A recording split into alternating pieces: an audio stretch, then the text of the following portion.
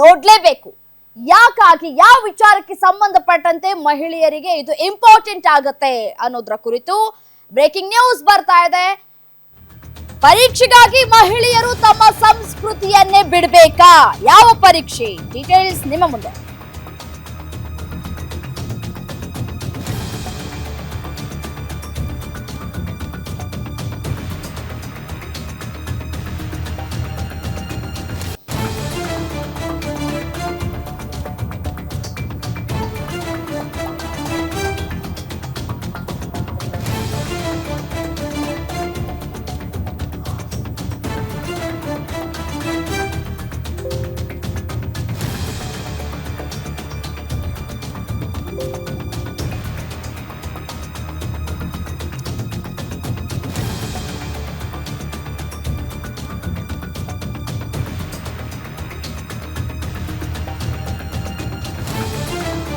ಪರೀಕ್ಷೆಗಾಗಿ ಮಹಿಳೆಯರು ತಮ್ಮ ಸಂಸ್ಕೃತಿಯನ್ನೇ ಬಿಡಬೇಕಾ?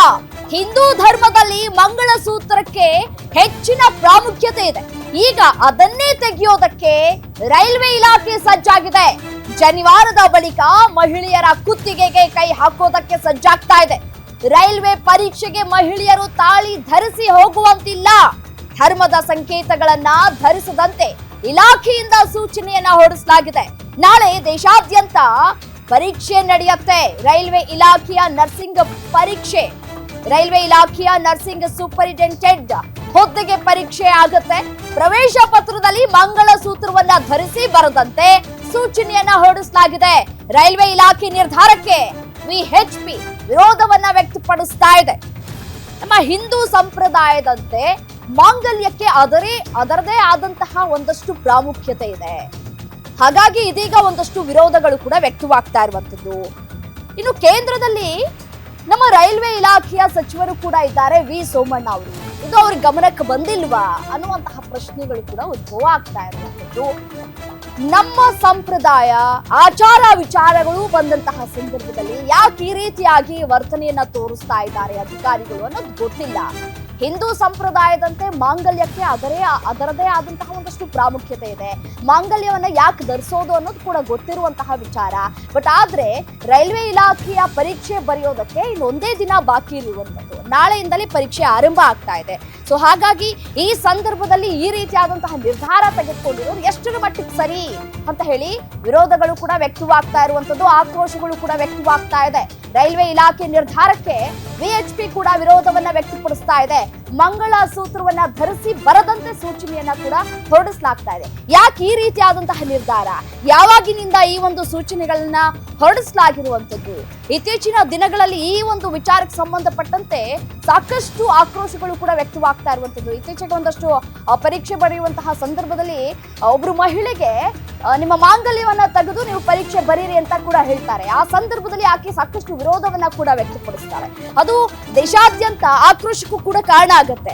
ಮತ್ತೆ ಅದೇ ರೀತಿಯಾದಂತಹ ಉದ್ದಟತನ. ಯಾಕಿಷ್ಟು ಉದ್ದಟತನ ಅಂತ ಹೇಳಿ ಇತ್ತೀಚೆಗಷ್ಟೇ ನಮ್ಮ ಬ್ರಾಹ್ಮಣ ಸಮುದಾಯದವರು ಜನಿವಾರವನ್ನ ಹಾಕೊಳ್ತಾರೆ. ಆ ಜನಿವಾರವನ್ನು ಕೂಡ ಹಾಕೊಂಡು ಪರೀಕ್ಷೆಯನ್ನ ಬರೆಯುವಂತಿಲ್ಲ, ಸಿಇಟಿ ಪರೀಕ್ಷೆಯನ್ನ ಬರೆಯುವಂತಿಲ್ಲ ಅಂತ ಕೂಡ ಹೇಳಿ ಸಿಬ್ಬಂದಿಗಳು ಎಡವಟ್ಟನ್ನ ಮಾಡಿದ್ರು. ಆ ಒಂದು ಪ್ರಕರಣ ಮಾಸುವ ಮುನ್ನವೇ ಇದೀಗ ಮಾಂಗಲ್ಯ ಸೂತ್ರಕ್ಕೆ ಕೈ ಹಾಕಿದ್ದಾರೆ. ರೈಲ್ವೆ ಇಲಾಖೆಯ ಸೂಚನೆಯಲ್ಲಿ ಮಾಂಗಲ್ಯ ಸೂತ್ರವನ್ನ ಅಂದ್ರೆ ಮಾಂಗಲ್ಯವನ್ನ ಧರಿಸಿ ಬರುವಂತಿಲ್ಲ ಅಂತ ಹೇಳಲಾಗ್ತಾ ಇದೆ. ನಮ್ಮ ಪಾವಿತ್ರವಾಗಿರುವಂತಹ ಮಾಂಗಲ್ಯ ಸೂತ್ರ ಯಾಕೆ ಧರಿಸುವಾಗಿಲ್ಲ? ಏನ್ ಸಮಸ್ಯೆ? ಇದೀಗ ನೀವು ಒಂದೊಂದೇ ರೂಲ್ಸ್ ಗಳನ್ನ ತೆಗೆದುಕೊಂಡು ಬರ್ತಾ ಇದ್ರೆ ನಾವ್ ಇದಕ್ಕೆ ಸುಮ್ಮನಿರ್ಬೇಕಾ ಅಂತ ಹೇಳಿ ಆಕ್ರೋಶಗಳು ಕೂಡ ವ್ಯಕ್ತವಾಗ್ತಾ ಇರುವಂತದ್ದು. ನಮ್ಮ ಸಂಪ್ರದಾಯದಂತೆ ನಾವು ಮಂಗಳಸೂತ್ರವನ್ನ ಧರಿಸ್ತೀವಿ, ನಮ್ಮ ಗಂಡಂದಿರು ಚೆನ್ನಾಗಿರ್ಲಿ, ಅವರ ಆರೋಗ್ಯ ಚೆನ್ನಾಗಿರ್ಲಿ ಅಂತ ಹೇಳಿ ನಾವು ಮಾಂಗಲ್ಯವನ್ನ ಧರಿಸ್ತೀವಿ.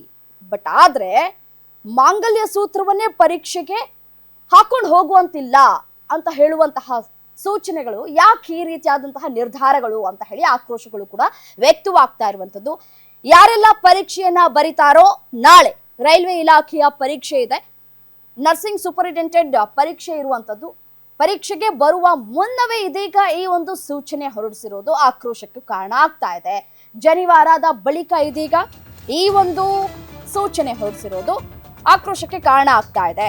ಎಲೆಕ್ಟ್ರಿಕ್ ಡಿವೈಸ್ ಅನ್ನ ಹಾಕೊಳ್ತಾರೆ ಅಂತ ಹೇಳಿ ಈ ಒಂದು ನಿರ್ಧಾರವನ್ನ ಕೈಗೊಳ್ಳಾಯ್ತಾ? ಯಾಕೆಂತಂದ್ರೆ ಇತ್ತೀಚಿನ ದಿನಗಳಲ್ಲಿ ಡೆವಲಪ್ಮೆಂಟ್ ಆಗ್ತಾ ಇದೆ, ಒಂದಷ್ಟು ಉಪಕರಣಗಳನ್ನ ಕೂಡ ಬಳಕೆ ಮಾಡ್ಕೊಳ್ತಾರೆ, ಅಂದ್ರೆ ದುರುಪಯೋಗ ಮಾಡ್ಕೊಳ್ತಾ ಇದ್ದಾರೆ ಅನ್ನುವಂತಹ ನಿಟ್ಟಿನಲ್ಲಿ ಈ ನಿರ್ಧಾರವನ್ನ ಕೈಗೊಳ್ಳಾಯ್ತಾ ಗೊತ್ತಿಲ್ಲ. ಬಟ್ ಯಾಕೆ ಮಾಂಗಲ್ಯ ಸೂತ್ರಕ್ಕೆ ಕೈ ಹಾಕುವಂತಹ ಕೆಲಸವನ್ನ ಯಾಕೆ ಮಾಡ್ತಾ ಇದೆ ರೈಲ್ವೆ ಇಲಾಖೆ? ಇದಕ್ಕೆ ರೈಲ್ವೆ ಇಲಾಖೆಯ ಸಚಿವರು ವಿ ಸೋಮಣ್ಣ ಅವರು ಕೂಡ ಉತ್ತರವನ್ನ ಕೊಡಬೇಕಾಗಿದೆ. ಇದು ಅವರ ಗಮನಕ್ಕೆ ಬಂದಿಲ್ವಾ ಅನ್ನುವಂತಹ ಪ್ರಶ್ನೆಗಳು.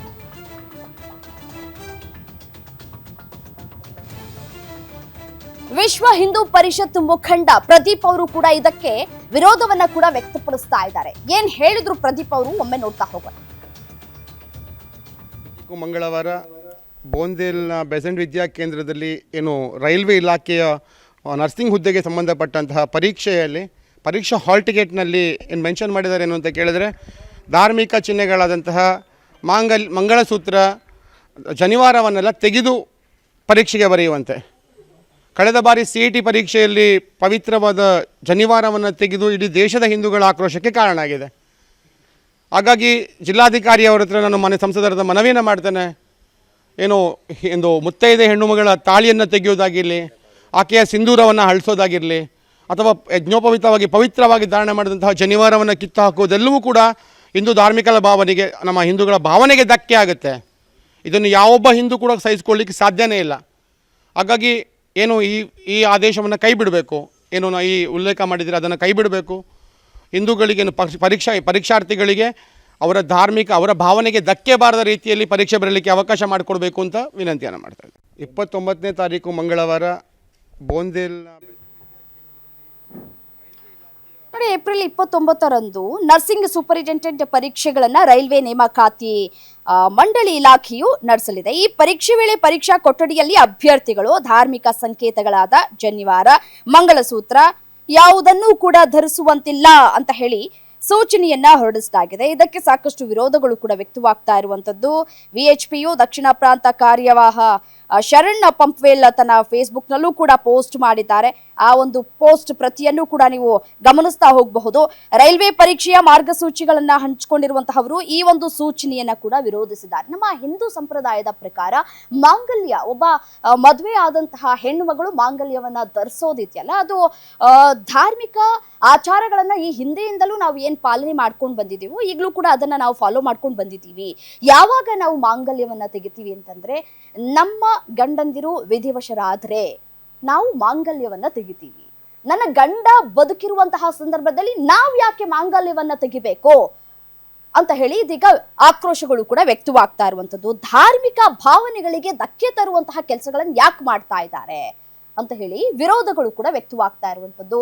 ಇತ್ತೀಚೆಗಷ್ಟೇ ಜನಿವಾರವನ್ನ ತೆಗೆಸಿ ದೇಶಾದ್ಯಂತ ವಿರೋಧಗಳು ಕೂಡ ವ್ಯಕ್ತವಾಯಿತು. ಅದಕ್ಕೆ ವಿರೋಧಗಳು ವ್ಯಕ್ತವಾಗ್ತಾ ಇದ್ದಂತೆ ಆಕ್ರೋಶಗಳು ಕೂಡ ಹೆಚ್ಚಾಗ್ತಾ ಹೋಯ್ತು.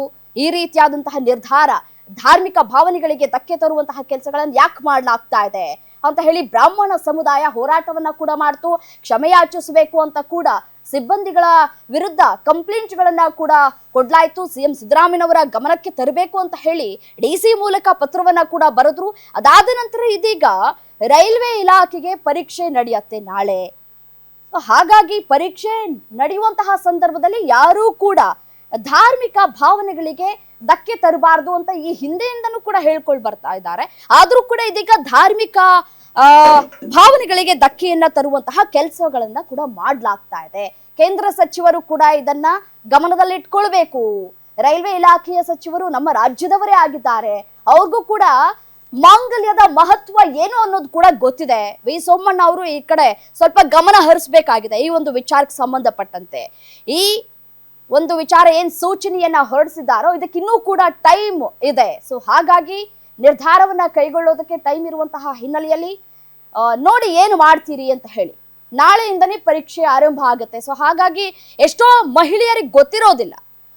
ಸೊ ಅವ್ರ ಪಾಡಿಗೆ ಅವರು ಎಕ್ಸಾಮ್ಗೆ ರೆಡಿ ಆಗ್ತಾ ಇರ್ತಾರೆ. ಈ ರೀತಿಯಾದಂತಹ ಸೂಚನೆ ಹೊರಡಿಸಿರೋದು ಎಷ್ಟರ ಮಟ್ಟಿಗೆ ಸರಿ, ಇದಕ್ಕೆ ನಾಳೆ ಯಾವ ರೀತಿಯಾದಂತಹ ಆಕ್ರೋಶಗಳು ವ್ಯಕ್ತವಾಗುತ್ತೆ ಅನ್ನೋದು ಕೂಡ ಇನ್ನೂ ಕೂಡ ಗೊತ್ತಿಲ್ಲ. ಮಹಿಳೆಯರು ಎಷ್ಟೋ ಜನ ಮಾಂಗಲ್ಯವನ್ನ ಧರಿಸ್ಕೊಂಡು ಎಕ್ಸಾಮ್ ಬರೆಯೋದಕ್ಕೆ ಹೋಗಿರ್ತಾರೆ. ಎಕ್ಸಾಮ್ ಬರೆಯುವಂತಹ ಸಂದರ್ಭದಲ್ಲಿ ನೀವು ಮಾಂಗಲ್ಯ ತೆಗಿರಿ ಅಂತ ಹೇಳಿದಂತಹ ಸಂದರ್ಭದಲ್ಲಿ ಏನು ವರ್ಷ ಪೂರ್ತಿ ಓದಿ ಈ ಒಂದು ಪರೀಕ್ಷೆಗೆ ತಯಾರನ್ನ ಮಾಡ್ಕೊಂಡಿದ್ದವರು ಮಾಂಗಲ್ಯ ಸೂತ್ರ ತೆಗಿರಿ ಅಂತ ಹೇಳಿ ನಾವು ತೆಗಿಯಲ್ಲ ಅಂತ ಹೇಳಿ ಅಲ್ಲೊಂದಷ್ಟು ವಿರೋಧಗಳು ವ್ಯಕ್ತವಾದಂತಹ ಸಂದರ್ಭದಲ್ಲಿ ಆಕ್ರೋಶಗಳು ಪ್ರತಿಭಟನೆ ಆದ ನಂತರ ನೀವು ಎಚ್ಚೆತ್ಕೊಂಡ್ರೆ ಏನ್ ಪ್ರಯೋಜನ? ಇನ್ನೂ ಕೂಡ ಸಮಯ ಇದೆ. ತಾಳಿ ಹಾಕಂಗಿಲ್ಲ. ದೇಶದ ಮಹಿಳೆಯರಿಗೆ ಕೇಂದ್ರ ರೈಲ್ವೆ ಇಲಾಖೆ ಶಾಕ್ ಅನ್ನ ಕೊಟ್ಟಿದೆ. ಕರಿಮಣಿಗೆ ಇದೀಗ ಕುತ್ತು ಬಂದಿದೆ. ಇದಕ್ಕೆ ಸಾಕಷ್ಟು ವಿರೋಧಗಳು ಕೂಡ ವ್ಯಕ್ತವಾಗ್ತಾ ಇದೆ. ಜನಿವಾರದ ಬಳಿಕ ಇದೀಗ ಮಂಗಳಸೂತ್ರದ ಸರದಿ ಶುರುವಾಗಿದೆ. ಧಾರ್ಮಿಕ ಭಾವನೆಗಳಿಗೆ ಧಕ್ಕೆ ತರುವಂತಹ ಕೆಲಸವನ್ನ ಇದೀಗ ರೈಲ್ವೆ ಇಲಾಖೆ ಮಾಡಿದೆ. ಕೇಂದ್ರ ರೈಲ್ವೆ ಇಲಾಖೆ ಪರೀಕ್ಷೆ ಬರೆಯೋದಕ್ಕೆ ತಾಳಿಯನ್ನ ಧರಿಸುವಂತಿಲ್ಲ ಅಂತ ಹೇಳಿ ಸೂಚನೆಯನ್ನ ಹೊರಡಿಸಿರೋದು ಎಷ್ಟರ ಮಟ್ಟಿಗೆ ಸರಿ? ಸಾಮಾನ್ಯವಾಗಿ ನಾವು ಮಾಂಗಲ್ಯವನ್ನ ತೆಗೆಯೋದು ಕಾರಣಾಂತರಗಳಿಂದ ತೆಗಿತೀವಿ, ವಿಧಿವಶರಾದ್ರೆ ನಮ್ಮ ಗಂಡಂದಿರು ಅಂತ ಹೇಳಿ. ಬಟ್ ಆದ್ರೆ ಈ ರೀತಿಯಾದಂತಹ ನಿರ್ಧಾರ ಎಷ್ಟರ ಮಟ್ಟಿಗೆ ಸರಿ? ನಾಳೆ ದೇಶದಾದ್ಯಂತ ಇದೀಗ ಪರೀಕ್ಷೆ ನಡೆಯುತ್ತೆ. ಇನ್ನು ಸಾಕಷ್ಟು ಇದಕ್ಕೆ ಆಕ್ರೋಶಗಳು ವ್ಯಕ್ತವಾಗುವ ಮುನ್ನವೇ ನೀವು ಎಚ್ಚೆತ್ತುಕೊಳ್ಬೇಕಾಗಿದೆ.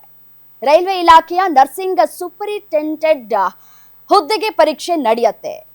ಈ ಪರೀಕ್ಷೆಗೆ ತಾಳಿಯನ್ನ ಧರಿಸುವಂತಿಲ್ಲ ಅಂತ ಹೇಳಿ ಸೂಚನೆಯನ್ನ ಹೊರಡಿಸಲಾಗಿದೆ. ಪ್ರವೇಶ ಪತ್ರದಲ್ಲಿ ಸೂಚನೆಯನ್ನ ರೈಲ್ವೆ ಇಲಾಖೆ ಕೊಟ್ಟಿರುವಂತದ್ದು. ಯಾಕೆ ಈ ರೀತಿಯಾಗಿ ನಡ್ಕೊಳ್ತಾ ಇದೆ ರೈಲ್ವೆ ಇಲಾಖೆ ಅಂತ ಹೇಳಿ ಆಕ್ರೋಶಗಳನ್ನ ಕೂಡ ವ್ಯಕ್ತಪಡಿಸಲಾಗ್ತಾ ಇದೆ. ರೈಲ್ವೆ ಇಲಾಖೆಯ ನರ್ಸಿಂಗ್ ಸೂಪರಿಂಟೆಂಡೆಂಟ್ ಹುದ್ದೆಗೆ ಪರೀಕ್ಷೆಯು ನಾಳೆ ನಡೆಯುತ್ತೆ. ಸೊ ಆ ಪರೀಕ್ಷೆ ಬರಿಬೇಕಾದ್ರೆ ಹಿಂದೂಗಳು ಅವರ ಧಾರ್ಮಿಕ ಸಂಪ್ರದಾಯಗಳಾದ ಮಂಗಳಸೂತ್ರ, ಜನಿವಾರಗಳನ್ನ ತೆಗೆದು ಪರೀಕ್ಷೆಯನ್ನ ಬರಿಬೇಕು ಅಂತ ಹೇಳಿ ಪತ್ರದಲ್ಲಿ ಉಲ್ಲೇಖವನ್ನ ಮಾಡಲಾಗಿದೆ. ಈ ರೀತಿಯ ಧಾರ್ಮಿಕ ವಿರೋಧಿ ಧೋರಣೆಯನ್ನ ಸಹಿಸೋದಕ್ಕೆ ಸಾಧ್ಯವಿಲ್ಲ ಅಂತ ಹೇಳಿ ಆಕ್ರೋಶಗಳು ಕೂಡ ವ್ಯಕ್ತವಾಗ್ತಾ ಇದೆ ಈ ವಿಚಾರಕ್ಕೆ ಸಂಬಂಧಪಟ್ಟಂತೆ.